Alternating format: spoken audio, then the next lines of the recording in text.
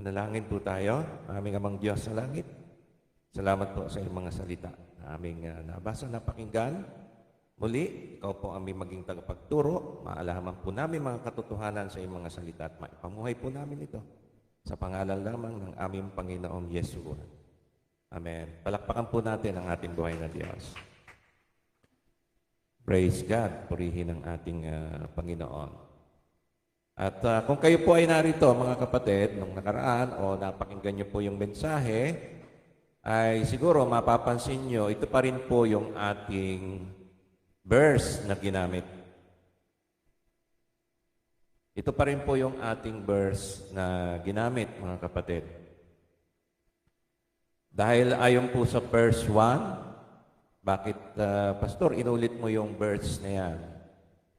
Sabi po sa verse 1, ngayon mga kapatid, ipinapaalala ko sa inyo ang magandang balita na ipinangaral ko sa inyo. Sabi ni Apostol Pablo, ipinapaalala ko sa inyo. Kaya maganda po mga kapatid na muli alalahanin po natin ang talatang ito dahil may mensahe po ang ating Panginoon sa talatang ito. Ang ating pong topic ay mapapansin niyo po ang tema po natin na tuloy-tuloy ay patungkol po sa katotohanan ng salita ng Diyos. Topic po natin ay paano natin malalaman na ang Biblia o kasulatan ay totoo at tunay.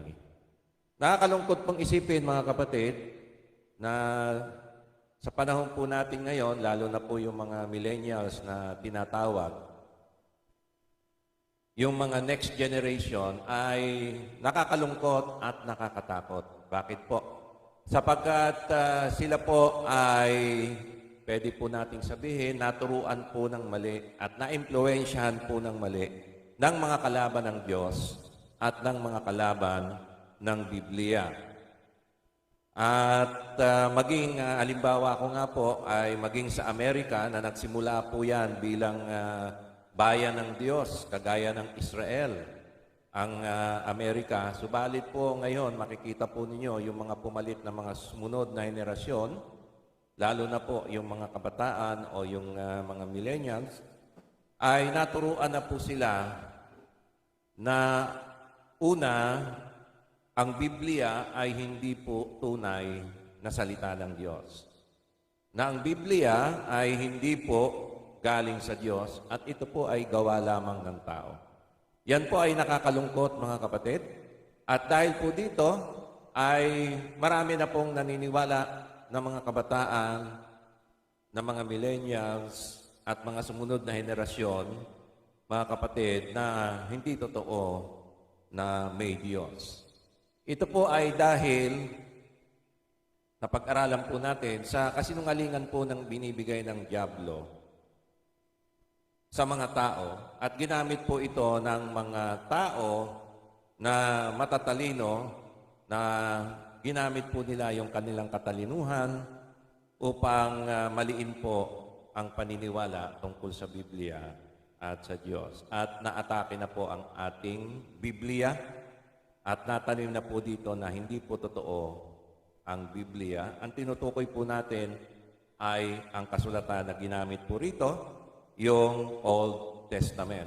At siyempre, maapektuhan na po ang New Testament. Tignan po natin yung kahalagahan. Ito ay mahalaga dahil nakabase sa katotohanan ng Biblia o kaligtasan o kasulatan ang kaligtasan ng sangkatauhan. Ibig pong sabihin, kung ang Biblia ay pinag-aalinlangan na ng mga tao, ay magkakaroon po ng epekto sa kaligtasan ng tao sapagkat ibig kong sabihin ay hindi na rin po totoo ang ating kaligtasan at hindi na rin po totoo si Kristo. Balikan po natin yung 1 Corinthians chapter 15 verse 1 to 4. Ngayon mga kapatid, ipinapaalala ko sa inyo ang magandang balita na ipinapangaral ko sa inyo na inyo nang tinanggap na siya naman ninyong pinaninindigan. Ano po yung pinaninindigan natin, mga kapatid? Ang mabuting balita. Okay, verse 2. Na sa magitan nito, kayo ay ligtas. So, ligtas po tayo. Ibig sabihin, tayo po ay tinubos na ni Kristo. Tayo po ay meron ng buhay na walang na. Hindi po magkakaroon. Tayo po ay meron na. Hindi po tayo maliligtas, tayo po ay ligtas na. Sa magitan po ng magandang balita. Kung ito po ay pinangahawakan natin, maliban na kayo sumampalataya ng walang kabuluhan. So ano po yung walang kabuluhan? Ito po yung nanampalataya po kayo ng una, bandang huli nag-alinlangan. At dahil po doon ay hindi po tayo maliligtas. Pag tayo po ay nag-alinlangan. So ang pananampalataya po ay tuloy-tuloy. Hindi ba nawawala ang kaligtasan, mga kapatid? Hindi ba nawawala yung eternal life? Ikaw makakasagot niyan. Ang sagot diyan, hindi ba nawawala ang iyong pananampalataya? Pag sinabi mong hindi nawawala ang aking pananampalataya sa Diyos, yung pananalig ko sa Diyos, hindi nawawala ang iyong kaligtasan. Pero pagka sinabi mo ay pwedeng mawala ang iyong pananampalataya, pwede kang mag-alinlangan, ay pwede rin maging alinlangan ang iyong kaligtasan. Kaya sabi ng Biblia sa verse 2, malibang kayo sumampalataya ng walang kabuluhan. So ang basihan po ng ating pananampalataya ay verse 3, sapagkat ibinibigay ko sa inyo una sa lahat, ang akin din tinanggap. So ito'y tinanggap din ni Apostol Pablo, na si Kristo ay namatay para sa ating mga kasalanan. Amen po ba? Palakpakan po natin ang ating buhay na Diyos.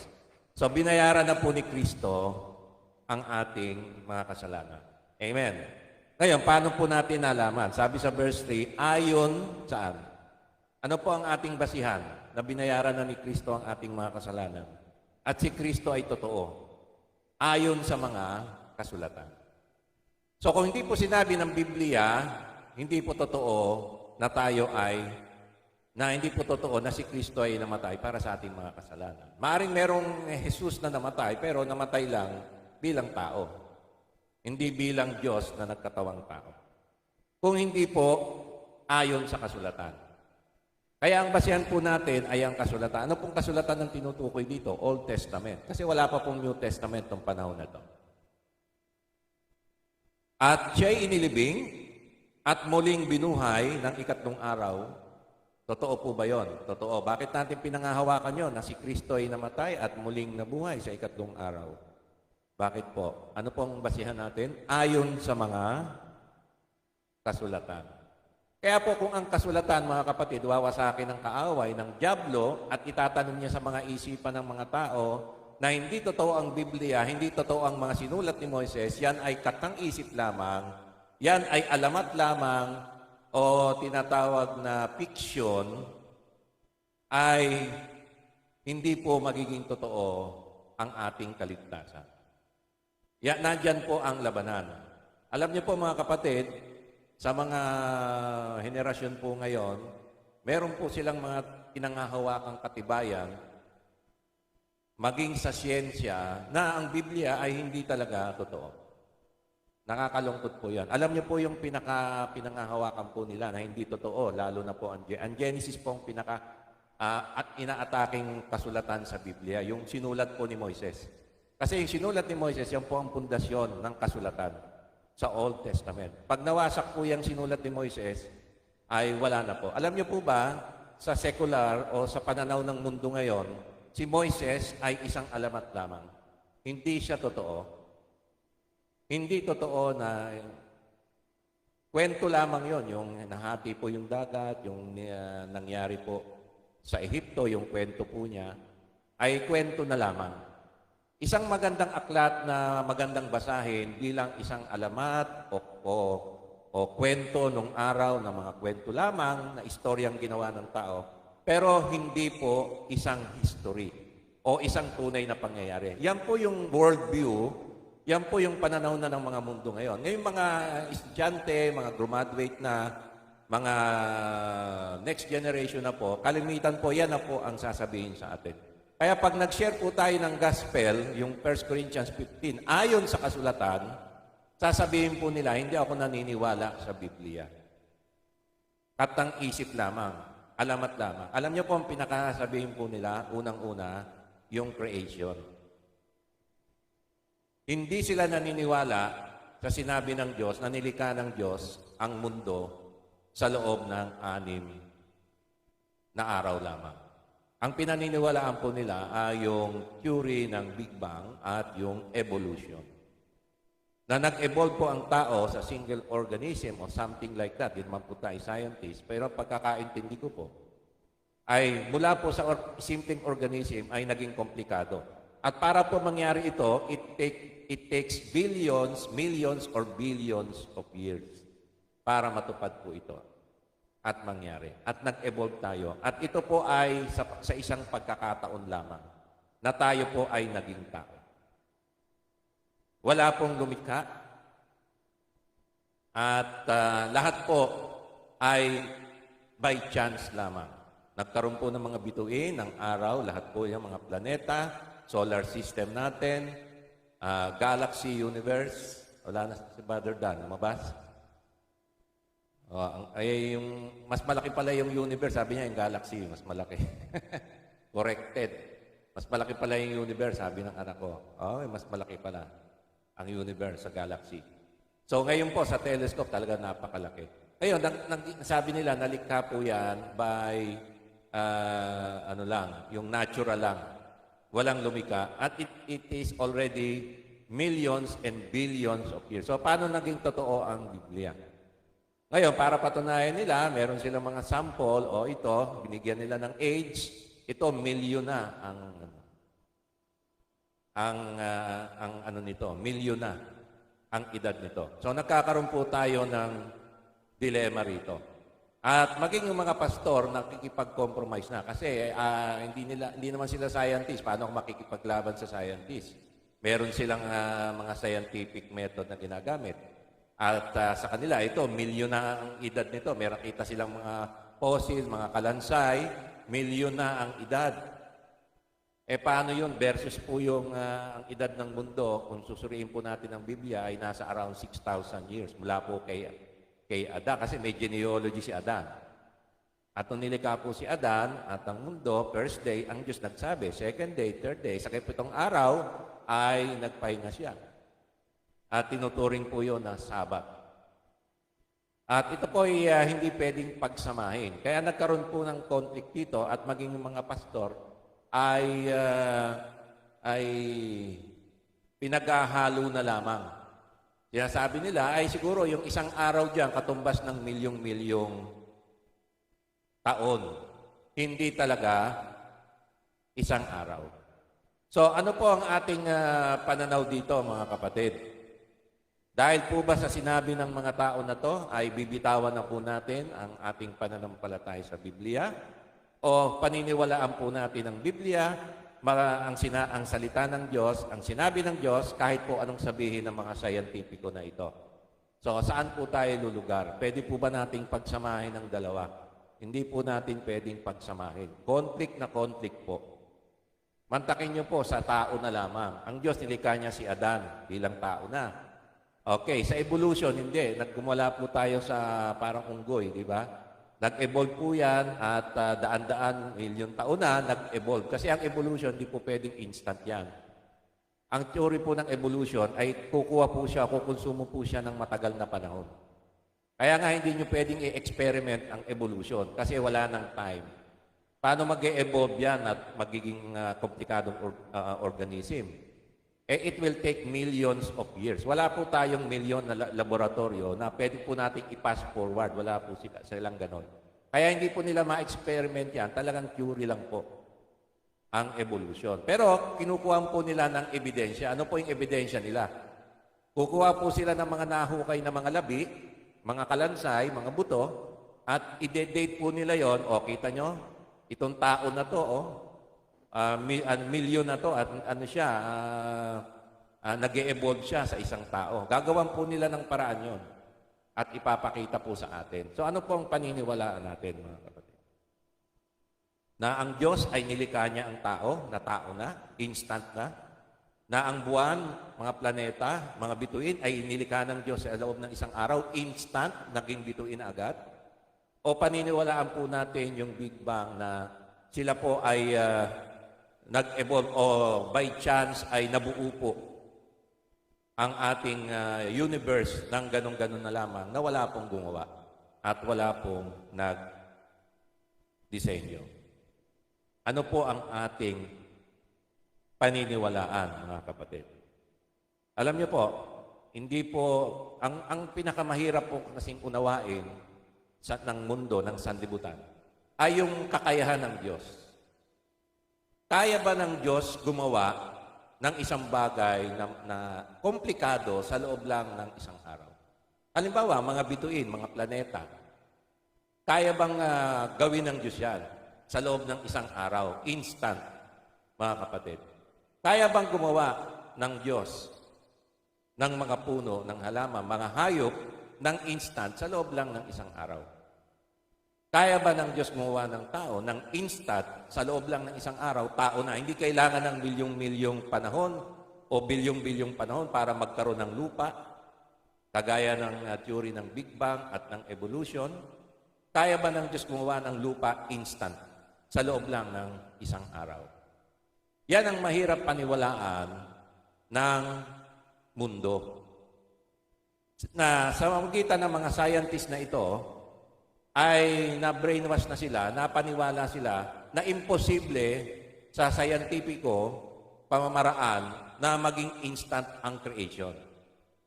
Kaya hindi nila mapaniwalaan na ang Diyos ginawa ito instant. Ngayon, yung mga ibang mga pastor, nakipag-compromise kasi hindi nila mabali hindi naman sila scientist, paano nila kukontrahin yung kanilang pamamaraan, paano nila ma-check, ay peki naman yung ginawa mo eh. Hindi nila kaya yon. Kaya ang ginawa na lang ng mga pastor na ito, ng mga theologians, nakipag-compromise sila. Ay, ang Diyos gumawa, kaya lang ginamit niya yung technique ng evolution, ginamit niya yung technique ng Big Bang. Ang Diyos ang nag-cause niyan. Ngayon, pag tinignan mo ang Biblia, conflict. Kasi sabi ng Biblia, instant. Sabi ng scientifico, hindi instant. Sabi ng mga theologian, sige, compromise tayo. Ang Diyos gumawa, pero hindi nga instant. Milyon-milyon ang ginugol na panahon. Kaya, para lang pagsamahin. Hindi po pwedeng makipag-compromise tayo sa salita ng Diyos.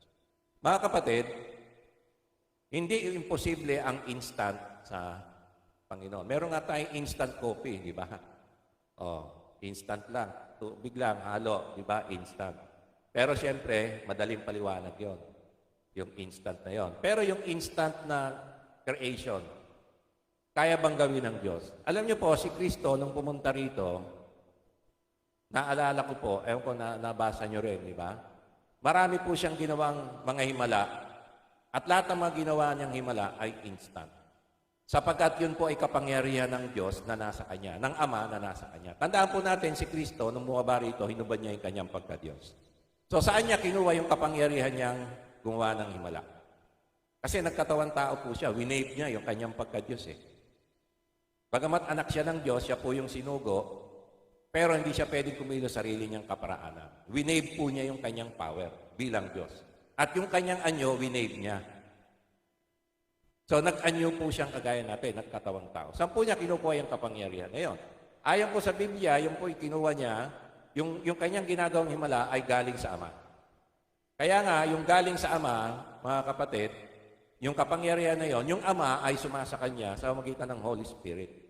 Kaya sa kapangyarihan ng Holy Spirit na nasa Kanya sa magitan ng Ama, dahil ang Holy Spirit, Espiritu rin ng Ama, ay nasa Kanya, at ito ang lumalabas na kapangyarihan galing po kay Kristo. At yung kapangyarihan po niya, pinamalas niya lahat instant. Bigyan ko po kayo ng halimbawa. Okay, bigyan ko po kayo ng halimbawa. Naalala po ba ninyo yung pagpapakain ng Panginoon ng 5,000? Istorya? Naalala po ninyo yon? Okay, ilang pirasong isda, ilang pirasong tinapay. Okay, hindi na natin alam yung eksakto bilang, maaring 5 pirasong tinapay, 2 pirasong isda, o kakaunti lamang yon. Pakakainin po niya ay 5,000 katao. Hindi lang po nangyari isang beses ito. 5,000 katao na mga lalaki, hindi pa kasama yung mga babae at mga bata. Sa loob lang ng saglit. Nasabi ng Panginoon sa isang saglit, sige, paggrupuhin nyo yung mga tao, Akin na yung tinapay, ilang pirasong tinapay at isda at nanalangin ng ating Panginoon. Di ba? At pagkatapos ng manalangin, anong sabi niya? I-serve yun na yan. Okay, nung sinerve ng mga alagad, nakakain lahat, sobra-sobra pa, may natira pang 12 basket. Mga kapatid, saan ang galing yung tinapay na ibinibigay nila? Doon sa 5 piraso na yon, doon ba naggaling yon? Ay yung isda? O ang Diyos nag-create ng panibagong tinapay? Katulad ng isda, ginamit lang ng Diyos yung itsura ng tinapay at isda. At ang Panginoong Hesukristo, nag-create siya ng mga tinapay. Okay. Gaano katagal? Sino yung nagluluto ng tinapay dito? Bakery. Gaano katagal magluto ng tinapay? Gumawa ng tinapay? Ha? Sabihin natin, oras, di ba? Magluto ng isda. Yun, luto na. Mga kapatid, paano nagawa ng Diyos na instant yan? Kapangyarihan ng Diyos, pinakita niya instant. Nagkaroon ng tinapay, nagkaroon ng isda. At marami ang nakakain. Sobra-sobra pa, 12 pa yung naipon. Okay, bigyan ko po kayo ng isang pangyayari. Naalala niyo po yung nangisda yung mga alagad? Okay? Nangisda yung mga alagad, walang nahuli. Mga mangingisda yan, alam nila walang isda. Ngayon, sabi ng Panginoon, sige, manghuli kayo doon. Sabi ni Peter, bihasang mga mangingisda na to. Kasi ayaw niyang mapahiya ang Panginoon. Kaya sinabi niya, Panginoon, nangisda na kami dyan, walang isda talaga ngayon eh. Di ba? So gusto niya sabihin sa Panginoon ay magbago isip niya. Hindi binago ni Kristo yung isip niya. Hindi, sige, mangisda kayo doon. O sige, Panginoon, dahil sinabi mo, tutuloy kami. Dahil sinabi ni Kristo, salita ng Diyos. Alam niyo po, nung nangisda sila, umapaw po yung isda, at napuno po yung bangka nila. Yung net halos mapunit. Nagtawag pa sila ng ibang mangingisda at pumunta at ganun din po nangyari sa kanila. Nag-umapaw po at halos lumubog yung mga bangka nila. Halos masira po yung net. Saan po nanggaling yung isda? Mga kapatid. Lumagoy po ba? Hindi po. Nagkaroon po ng isda. Dahil sinabi ng Panginoon, nagkaroon. Instant po yan, nag-create po ang Panginoon ng isda. Kaya pong mag-create ng Panginoon instant. Pinakita na po yan ni Kristo. Yung bagyo, naalala niyo po yung bagyo, mga kapatid. Okay, gaano po katagal mawala ang bagyo? Hindi po basta-basta yan. Nag-disappear yung bagyo. Anong sabi ni Kristo? Sa isang salita lang niya, mawala ka, tumigil ka. Tumina po yung hangin, nawala, naging kalma, nawala po yung bagyo. Kaya nga, nagtaka yung mga alagad. Sino ba ito? Tao na to na nautusan niya ang bagyo. Isang salita lang po ng Diyos nangyayari. Yan po ay hindi maintindihan ng sanlibutan dahil nagtitiwala po sila sa siyensya. Kasi nga po, pag tinignan mo sa siyensya, imposible mangyari. Pero pag tinignan mo sa salita ng Diyos, sa isang salita lamang ng Diyos, ay nangyayari instant. Okay, bigyan ko po kayo ng instant. Ano po yung instant? Okay. Si Lazaro namatay. Nilibing. Okay. Pwede po bang ma-revive pa si Lazaro na 4 na araw ng kalibing? Ngayon, pag dineclare na po ng doktor, binigyan na ng death certificate, inilibing na. Sa siyensya po ba ng medicine ay pwede pang mabuhay yung tao? Wala pong ganon. Lalo na po, nakalibing na ng 4 na araw. Kung buhay pa po yun, nung inilibing, wala na pong oxygen doon. 1 araw lang po, wala na pong oxygen, patay. Kaya nga si Kristo, nung nailibing, 3 araw na buhay. Bakit 3 araw? Ba't di kaagad? 1 araw lang, pwede na. Kasi 1 araw, baka sabihin, ay pwede pang buhay yun kasi may oxygen pa. Wala na pong oxygen doon. 1 araw lang, wala na po. Subukan nyo pong mailibing ng buhay. Sa loob po ng 1 araw, wala na. Mabamatay rin po kayo kasi wala na kayong oxygen. 4 na araw pa po si Lazarus nakalibing. Siguradong patay na po yan. Pero ano pong sabi ng Panginoon? Isang salita lang niya, Lazarus, lumabas ka. Ngayon, yung isang salita ng Diyos, ano po nangyari kay Lazaro? Nabuhay po ba siya? Naghintay po ba sila ng milyong-milyong taon bago nabuhay si Lazaro? Evolution eh. Oh. Nag-evolve po ba uli si Lazaro, naging tao, after millions of years? Hindi po. Yung oras na yon, nung sinabi ng Panginoon, wala pa pong isang oras yun, minutes lang, lumabas na po si Lazaro. At kinakailangan ng Diyos sabihin yung pangalan ni Lazaro. Kasi pag sinabi ng Diyos, lumabas ka riyan, lahat ng nakalibing doon, lalabas, kahit na matagal nang nakalibing. Yan po ang kapangyarihan ng Diyos, mga kapatid. Kaya in specific niya, Lazaro, lumabas. Ayun lang po ang gusto niyang buhay. Kaya po sa Diyos, wala pong problema. Nung pinakita po ni Kristo yan, instant, nabuhay po si Lazaro. Instant po, gumaling yung mga may sakit, yung mga may ketongin. Kuminis po ang balat, instant. Imposible po yan sa physical na siyensya. Ako po naniniwala merong spiritual science, pero sa Diyos lang po yun. Hindi po natin kayang alamin yon sa karunungan ng tao. Ang limitado lang po kasi ang tao, physical science lang po kasi tayo. Physical medicine. Ang spiritual medicine, spiritual science, iba po, divine medicine po yan, divine healing. Divine science, sa Diyos po yan. Ang Diyos na lang po nakakalam paano nangyari yon. Pag sinabi ng Diyos, nangyayari, instant po yan. Okay po, naintindihan po ba ninyo? Bigyan ko po kayo ng instant uli. Na ang Diyos, instant ang creation. Pagdating po ng huling panahon, ay lilikha po uli ang Diyos ng bagong langit at bagong lupa. Gaano po kaya katagal yun? Will it take billions of years for the new heaven and the new earth? Sabi po ng Biblia, instant lang din po yan. Mga kapatid, bagong langit, bagong lupa. Kaparehas din po yan ng ating bagong katawan. Tayo po ay magkakaroon muli ng bagong katawan. Babaguhin po ng Diyos to. Gaano po katagal? Alam niyo na po ang sagot. Sabi ng Biblia, sa isang pikit mata ay magkakaroon tayo ng bagong katawan. Ang mga patay muna, sila muna yung mabubuhay. Gaano po katagal yon? Instant po, in a blink of an eye. Okay, ano po yung blink of an eye? Yung kayo po ay nag-beautiful eyes. Beautiful eyes nga. Yan lang. Beautiful eyes. Tapos na. Parang yung kukunan ka ng camera. Say cheese. Ngiti. Pag ngiti mo, yun na. Yan na, kuna na. Instant na. Ganun po ang Diyos, mga kapatid. Hindi po matagal yung ating pagkabuhay muli. Hindi po matagal yung bagong langit at lupa.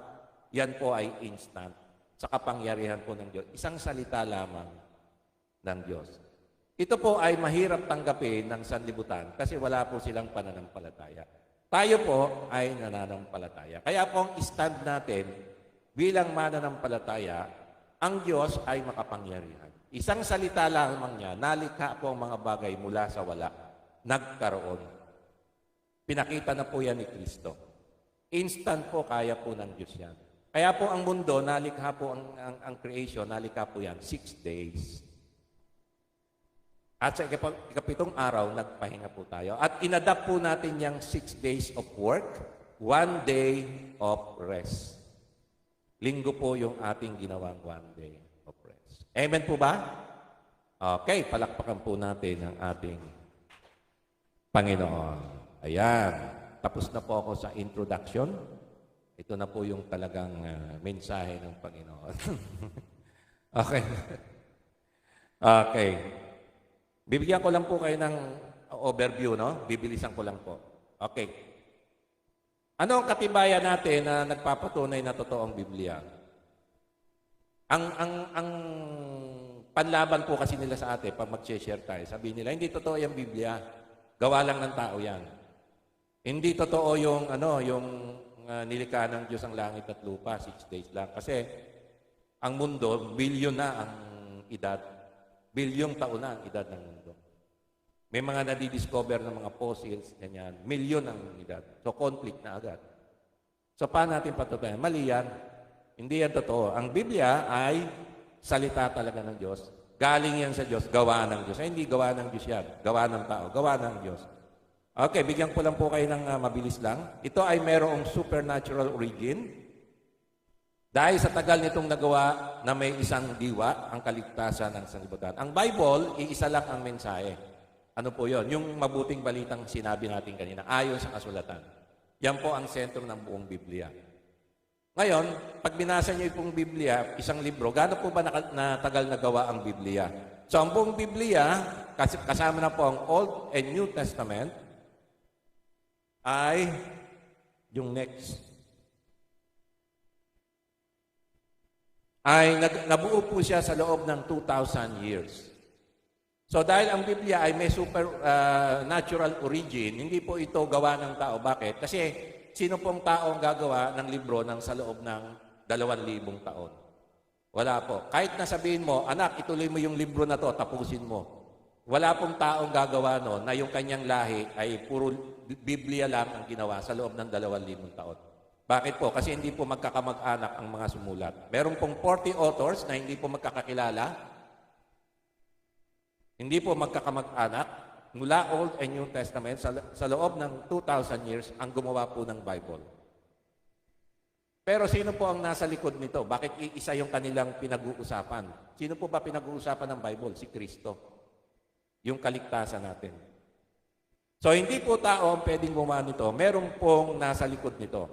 Ngayon, paano natin malalaman yung tunay na author? Sinabi na po ng Bible yung tunay na author. Babasahin ko lang po yung Hebrew 1:1. Ang Diyos po ang tunay na author ng Biblia kasi sabi ng Biblia siya yung author.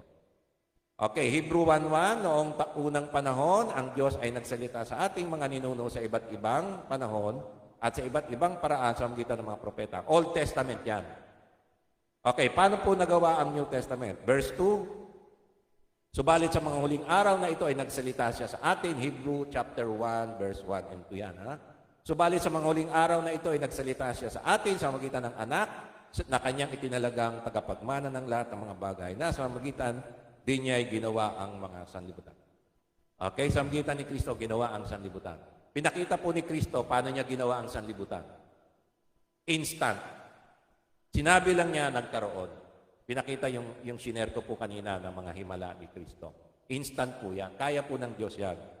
At sa Diyos po ay salita lamang po niya ang kailangan. Mula wala ay nagkakaroon. Mula sa wala ay nagkakaroon. So ang New Testament, sinulat po yan ni Kristo sa magitan ng kanyang mga alagad. Sino pong ginamit ni Kristo magsulat ng New Testament? Yung kanyang mga apostol, yung kanyang mga alagad. At sila po ay inudyukan ng ginabayan ng Holy Spirit. Sabi po yan sa 2 Peter ni Apostol Pedro 1:21. Okay, inudyukan po sila at ginabayan po sila ng Holy Spirit. Okay, hindi ko na po babasahin, papakita ko na lang po sa inyo. And of course, sa Revelation ay kompleto na po yan. Ang huling aklat ay Revelation, bawal po magdagdag, magbawas sapagkat may nakaabang na parusa. Pagka dinagdagan po. So wala na pong dadagdag sa Biblia. Wala na pong propeta na magsusulat. Ito ang sinabi ng Diyos, panibagong aklat. Magiging 67 na. 66 lang po kasi. So hindi po totoo na pwede pang dagdagan. So kompleto na po ang Biblia. Ano po yung Biblia? From creation ay isang kompletong libro na po yan. From Genesis, creation, to Revelation, na magugulat kayo mga kapatid, creation din po. Saan po nagsimula ang Biblia? From creation.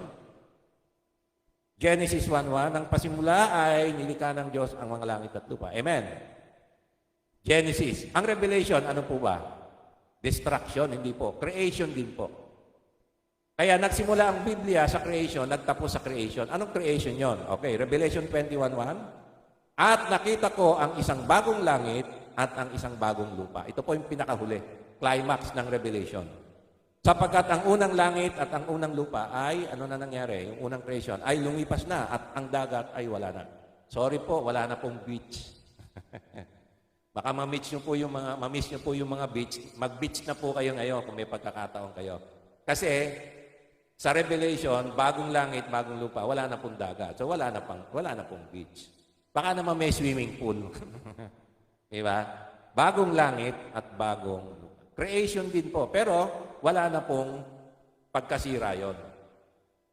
Bakit po kailangan lumikha ng bago? Kasi nakorap po ng sin, ng kasalanan ng tao. Naapektuhan po ang creation, yung unang creation ng kasalanan ng tao, particular ni Adan at ni Eve. So yan po ang unang katibayan natin. Ang Biblia, supernatural ang origin dahil 2,000 years, ganun katagal ginawa. Iisa ang diwa. At ang Diyos ang author, sabi ng Bible. Okay? Okay, mabilisan lang. Pangalawa, ang mga hula o propesya sa Biblia ay natupad na maliban lamang doon sa pagbabalik ni Kristo. So bakit nasabi natin ang Diyos ang lumikha ng Bible? Ang Biblia ay galing sa Diyos, supernatural book 'yan. Galing 'yan sa Diyos. Dahil nung ginawa siya ay 2,000 years, walang taong gagawa ng librong ganon. Pangalawa ay yung propesya sinabi sa Biblia natupad na. Okay, bibigyan ko lang po kayo ng mabilisan. Yung propesya tungkol sa pagdating ni Kristo at pagpapahirap sa Kanya, alam niyo po ba, more than 500 years, around 700 years ago, hinula na ni Propeta Isaiah yung mangyayari kay Kristo. Okay, mabilisan lang ha. Okay, Isaiah 9:6, hindi ko na babasahin, nakikita niyo naman, ay hinula na ni Propeta Isaiah 700 years ago na ipapanganak ang tagapagligtas, ang anak ng Diyos, na isang batang lalaki. So, hindi po pwede babae ang Savior. Amen? Brad, nakorek ko na. Yung malaki pala, mas malaki pala yung universe sa galaxy, Brad. Sabi ng anak ko. Pinaniwalaan ko yung anak ko. Okay. So, kinorek lang natin. Kinorek lang. So, ang universe, nilikha ng Diyos instant. Okay? Maliwanag na po yun. Kahit anong sabihin ng mga scientists, hindi tayo naniniwala sa kanila. Mas naniniwala tayo sa Diyos, sa Biblia, at kay Kristo. Kasi si Kristo, dinemonstrate niya yung instant. Pag sinabi ng Diyos talaga, instant nangyayari. Seconds lang actually. Yung pagkabuhay natin, blink of an eye lang nga. Diba? Instant yan. Okay, so sinabi na ni Propeta Isaiah na isang papanganak ay isang batang lalaki. Anak na lalaki. Hindi pwede babae ang Savior. Okay, disqualified na mga babae. Okay, walang babaeng Savior. Kaya pag kami nagsabi ako ang Mesiyas, anong pangalan mo, Miss? Ako si Krista. Ako si Jesusa. Okay, baka naman bading yun. Hindi naman, no? So, hindi pwede, disqualified na kagad. Kasi nga, lalaki po. Sorry po, Miss, kasi lalaki po. Ay, lalaki ba? Sabi ni Propeta Isaiah. Okay, maraming pinapanganak na pwedeng sabihin ng lalaki na to, siya ang Mesiyas. Okay, ito, pinali na. Isaiah 7:40, sabi ni Propeta Isaiah, ang Diyos magbibigay ng palatandaan para malaman natin siya ang Kristo, ang anak ng Diyos. Ano po yon? Ipapanganak siya. Ito ang palatandaan, ipapanganak siya ng isang birhen. Okay, medically speaking, hindi pwede mangyari. Pwedeng ipanganak yung bata na hindi alam nung nanay kung sino yung tatay. Dahil sa dami nila. Pero hindi ibig sabihin na birhen siya. Bakit wala akong tatay? Birhen ba kayo nung pinanganak niyo ako? Hindi anak kasi sa dami nila, hindi ko ma-pinpoint kung sino sa kanila. Pa-DNA na lang natin, ang dami nila anak, makagastos yan. Di ba? Yan. Tingnan mo na lang kung sino yung kamukha mo. Di ba? May siguro kahawig niya, ito tatay ko, kahawig ko to. Okay, baka napaglilihan lang.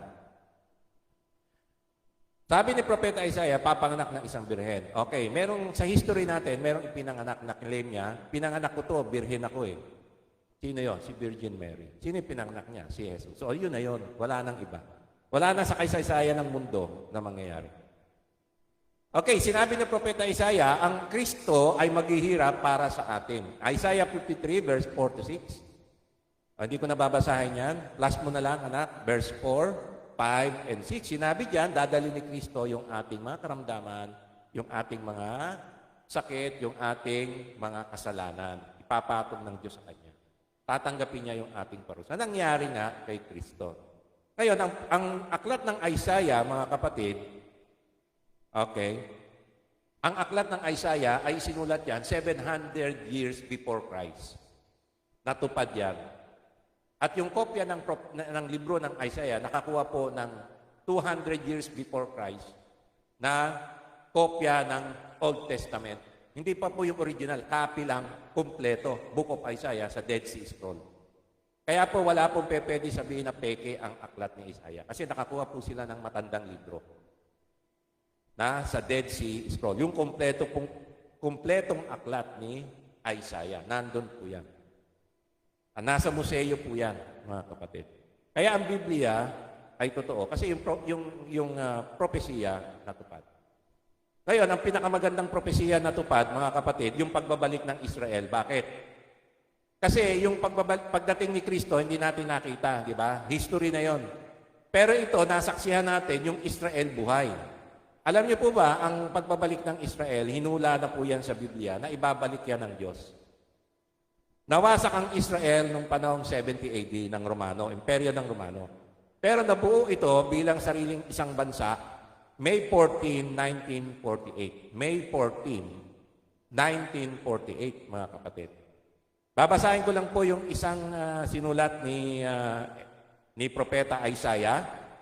Ito po yung sinabi ni Propeta Isaiah, verse 11. At sa araw na iyon ay nangiunat ang Panginoon ng kanyang kamay upang mabawi ang nalabi sa kanyang bayan mula sa Asira, Ehipto, Patros, Ethiopia, mula sa Elam, Sinan, Hamat, at mula sa mga lupain ng baybaying dagat.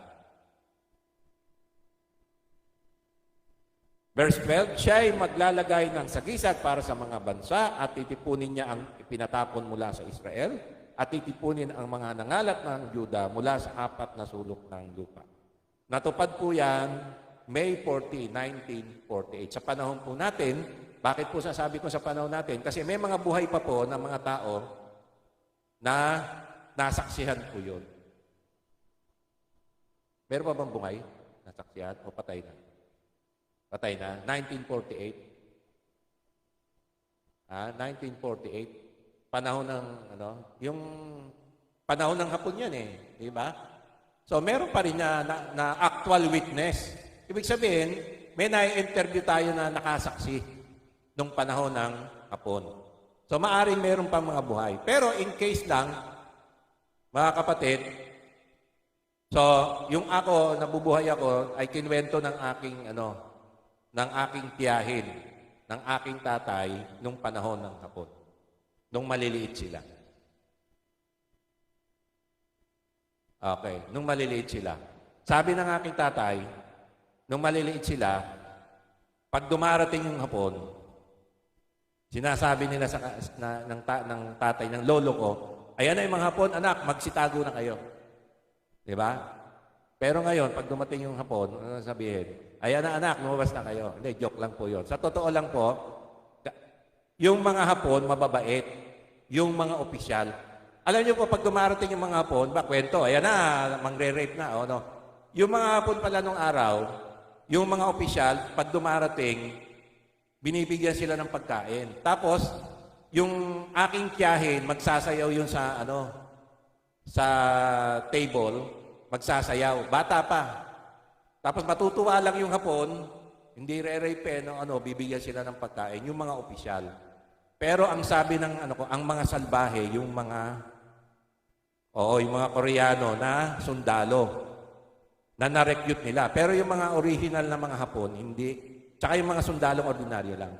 Pero yung mga original na Hapon, mababangis lang sila pagdating sa labanan. Pero yung mga tao, mababait po sila. Yan po yung ang mga salbahe, yung mga na-recruit na kasi rebelde na po sila, yung mga Koreano. Ngayon, pagkatapos po ng gera, May 14, 1948, alam niyo po istorya, natupad po yan.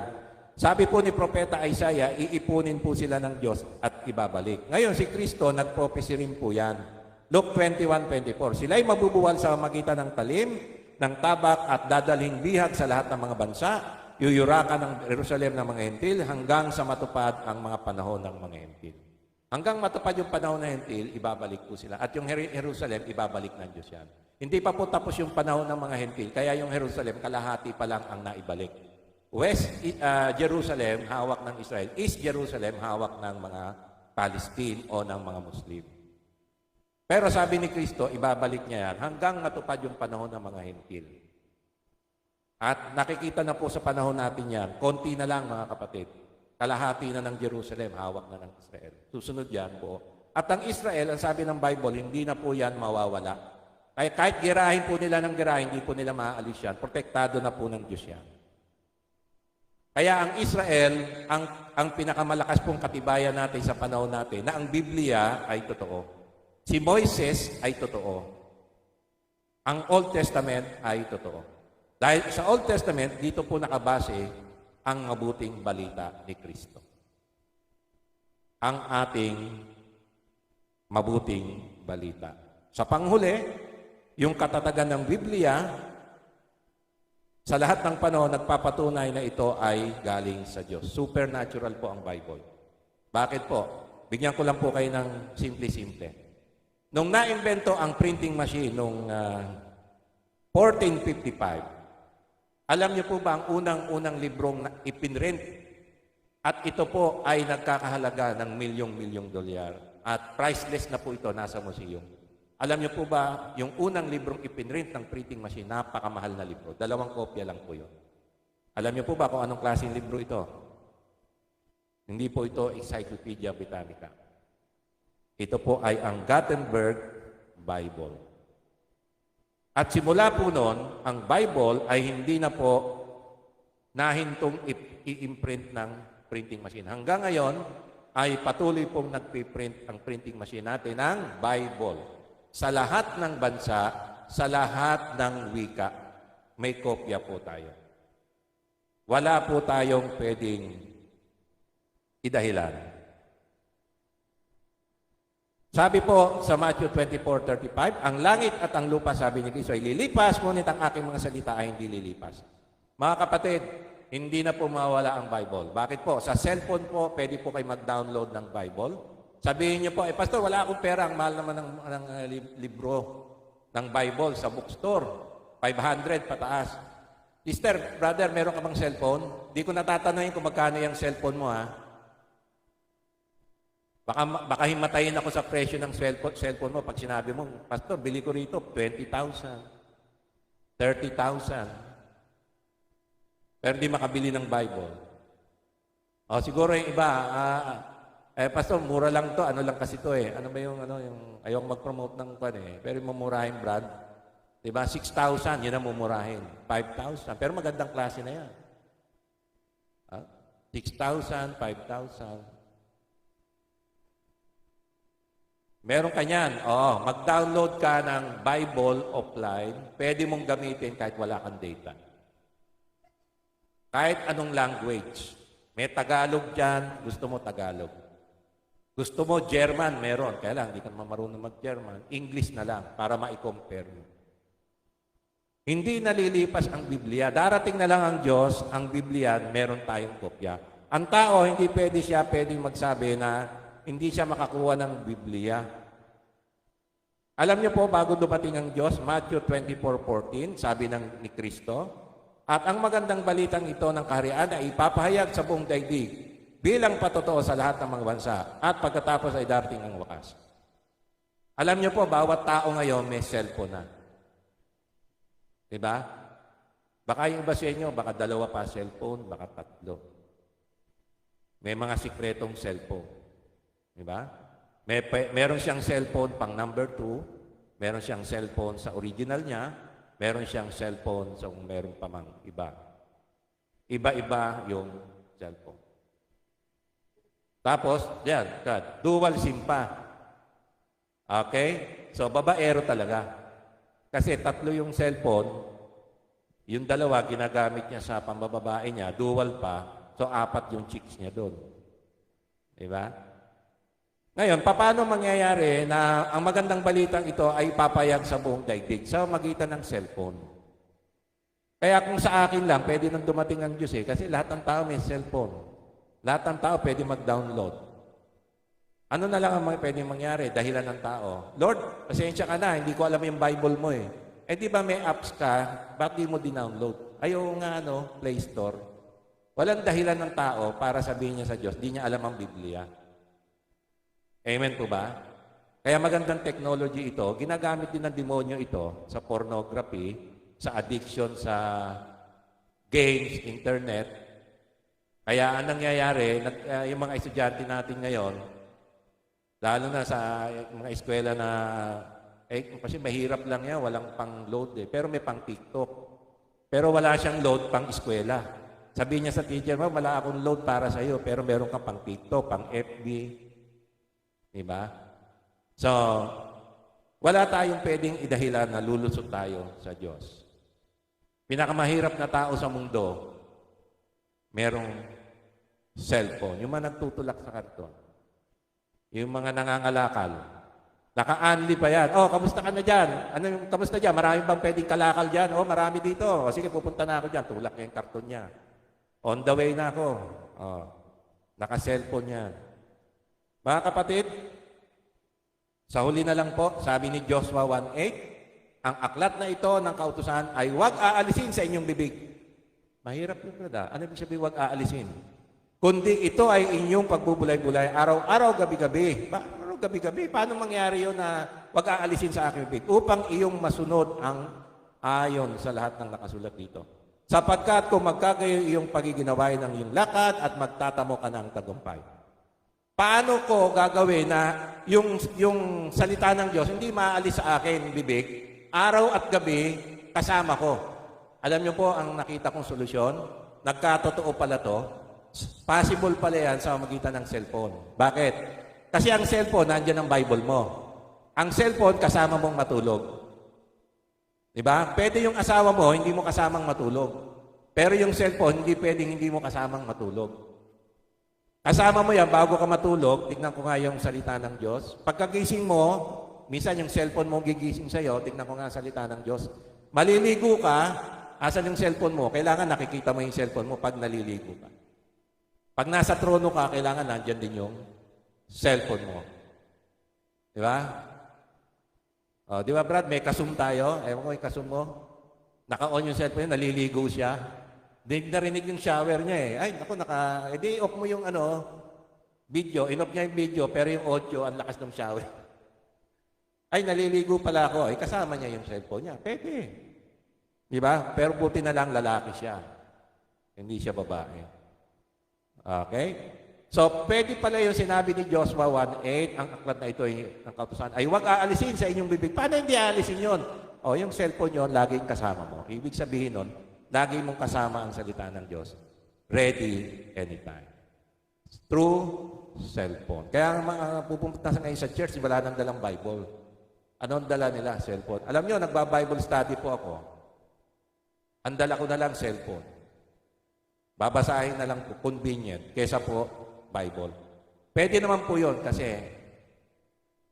nasa apps naman po yung Bible. Bible din naman po yan. Convenient, dala-dala po natin. Okay po? Kesa naman nung araw, wala silang Bible talaga. Tayo, natupad po yung sinabi ni Joshua, possible po yan, kasama natin lagi. Huwag nating iiwan ang salita ng Diyos. Kahit maligo tayo, mag-CR tayo, kasama natin ang salita ng Diyos through cellphone. Manalangin po tayo, mga kapatid. Salamat po aming Amang Diyos sa langit sapagkat alam po namin, hindi na po kami mag-aanlilangan. We will never doubt, Lord, your word. Ang Biblia ay tunay na galing sa iyo. Ikaw po ang may likha nito. Ikaw po ang may gawa nito. At ng laman nito ay totoo, hindi po katang-isip lamang. At yung mga propesiya nito ay natupad sa aming mga mata.